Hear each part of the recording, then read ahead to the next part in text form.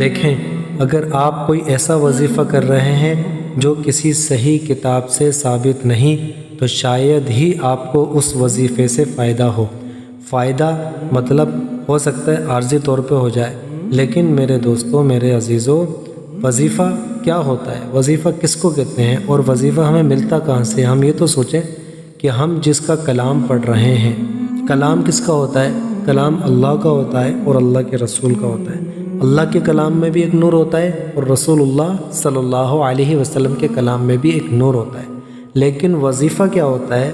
وظیفہ اس کو کہتے ہیں جس عمل کو کرنے سے میں اپنے اس مقصد میں کامیاب ہو جاؤں جس مقصد کے لیے میں نے وہ عمل، وہ وظیفہ کیا ہے۔ تو میرے عزیزوں، صحیح وظیفہ کرنا ہے اور صحیح طریقے سے کرنا ہے۔ وظیفہ صحیح طریقے سے مطلب یہ ہے کہ جس طرح کتاب میں لکھا ہوا ہے۔ اب کتاب، بہت ساری کتابیں ہوتی ہیں، اب ظاہر سی بات ہے آپ جو بھی وظیفہ کر رہے ہیں تو آپ کو کیا پتہ وہ کس کتاب سے۔ میں انشاءاللہ آپ کو جو بھی وظیفہ بتاؤں گا ان کی کتاب کے حوالے میری ڈسکرپشن میں موجود ہوں گے، لیکن آپ جو بھی وظیفہ کریں، کہیں سے بھی کسی کا بھی وظیفہ دیکھ کر کریں تو دیکھیں وظیفے کے اندر سب سے پہلی اور اہم بات یہ ہے کہ وظیفہ صحیح ہو، اور دوسری بات یہ کہ وظیفہ اہتمام کے ساتھ ہو۔ اگر ایک دن بھی آپ نے ناغہ کیا تو آپ کا وظیفہ اثر نہیں دکھائے گا۔ اور تیسری بات کیا ہے کہ آپ نے 5 نمازوں کا اہتمام کرنا ہے، ورنہ حدیث میں آتا ہے جس کا مفہوم خلاصہ ہے کہ بے نمازی کا کوئی عمل قبول نہیں ہوتا، بے نمازی کا کوئی نیک عمل قبول نہیں کیا جاتا۔ آپ وظیفے پہ وظیفے کرتے ہی رہیں، آپ کی زندگی گزر جائے گی۔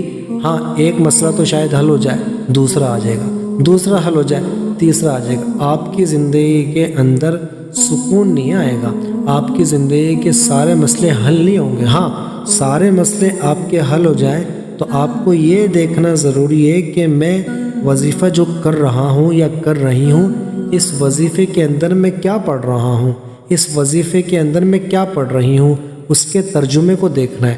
جیسے کہ دیکھیں، ایک وظیفے میں آتا ہے، حدیث میں آتا ہے، اس کا مفہوم خلاصہ ہے کہ جو روزانہ 25 مرتبہ یا 27 مرتبہ اللہم اغفر لی وللمؤمنین والمؤمنات والمسلمین والمسلمات پڑھے گا۔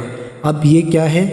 مؤمنین اور مؤمنات کے لیے مغفرت کی دعا ہے، مسلمین اور مسلمات کی مغفرت کی دعا ہے۔ لیکن حدیث پاک کا مفہوم یہ ہے کہ جو 27 مرتبہ یا 25 مرتبہ روزانہ یہ دعا کیا کرے گا تو اللہ تبارک و تعالیٰ اس کی ہر دعا کو قبول کریں گے۔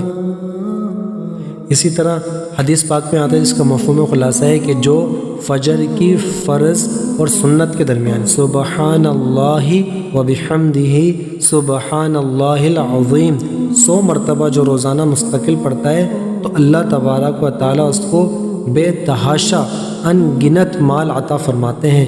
اس طرح مال عطا فرماتے ہیں اس کو گمان بھی نہیں ہوتا۔ لیکن اس میں غور کرنے والی بات کیا ہے کہ ہم تو یہاں اللہ کی پاکی بیان کر رہے ہیں، یہاں تو ہم اللہ کی حمد بیان کر رہے ہیں۔ حدیث میں تو یہ بتایا سبحان اللہ و بحمدہ سبحان اللہ العظیم، لیکن اس سے مقصد کیا حاصل ہو رہا ہے کہ اللہ روزی دیں گے۔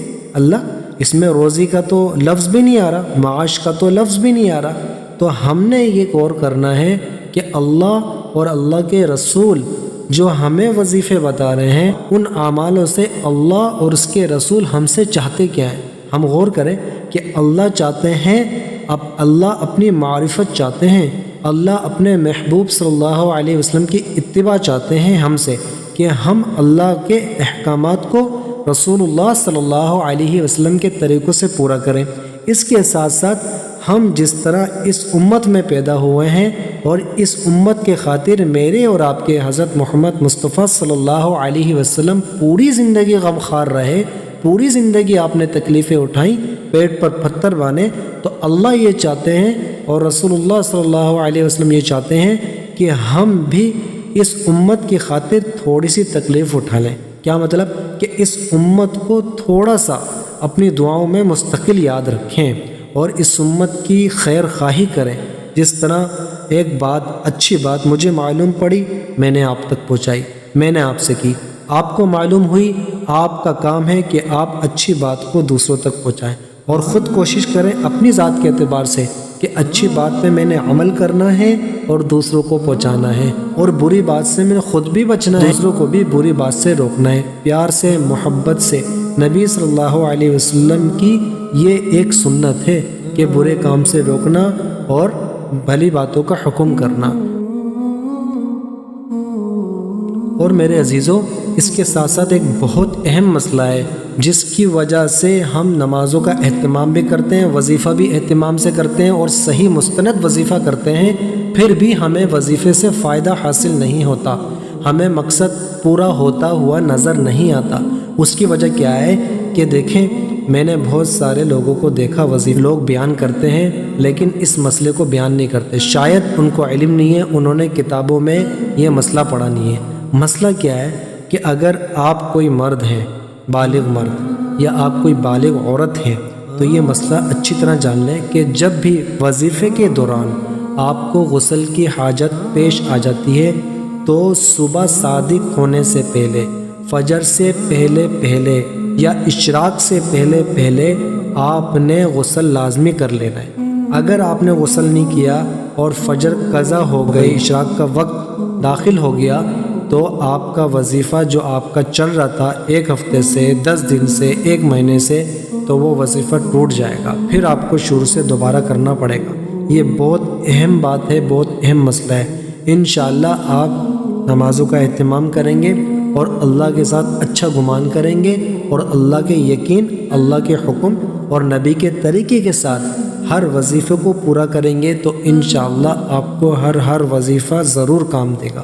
میری پوری کوشش ہوگی کہ میں آپ کو ایسے مستند اور صحیح وظیفے بتاؤں جن سے آپ کو پورا فائدہ ہو، اور جو میں خود کرتا ہوں، کئی سالوں سے کرتا ہوا آ رہا ہوں اور مجھے ان کا بہت فائدہ ہے، وہ بھی انشاءاللہ آپ سے شیئر کروں گا۔ آپ سے دعا کی درخواست ہے، میری بات لوگوں تک شیئر کریں۔ جزاکم اللہ، والصلاۃ والسلام علی رسول اللہ صلی اللہ علیہ وسلم۔